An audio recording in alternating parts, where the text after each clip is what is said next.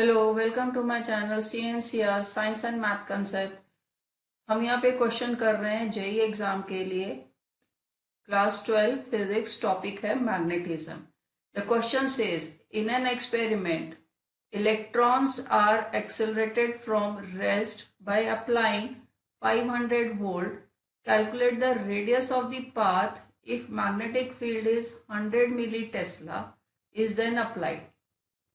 So the options given to us are 7.5 into 10 to the power minus 2 meter, 7.5 into 10 to the power minus 4 meter, 7.5 into 10 to the power minus 3 meter and 7.5 meter.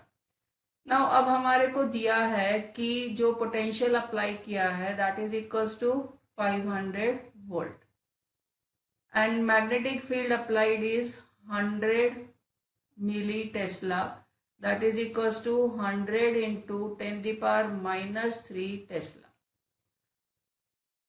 When the charge particle और the electron जो है magnetic field में move कर रहा है तो उसके ऊपर फोर्स लगता है QVB sin थीटा। अब क्योंकि पाथ सर्कुलर है तो थीटा विल बी 90, तो फोर्स हो जाएगा QVB। अब सर्कुलर पाथ में फोर्स जो है ये मैग्नेटिक फोर्स इसे सेंट्रीपिटल फोर्स प्रोवाइड करेगा, तो दोनों फोर्सेस इक्वल होंगे बिकॉज मैग्नेटिक फोर्स ने ही सेंट्रीपिटल फोर्स प्रोवाइड किया है। Therefore mv square upon r is equals to QVB। हम यहाँ से रेडियस का फॉर्मूला लिख सकते हैं r is equals to mv upon QB। तो यहाँ पे हमारे पास एक v कैंसिल हो गया, ये रेडियस आ गया। अब mv जो है मास इनटू वेलोसिटी होता है मोमेंटम। अब kinetic energy is equals to half mv square. अब मैंने इसमें मास से मल्टीप्लाई भी किया और डिवाइड भी किया, तो ये बन गया m square v square upon, और I can say mv square upon 2m।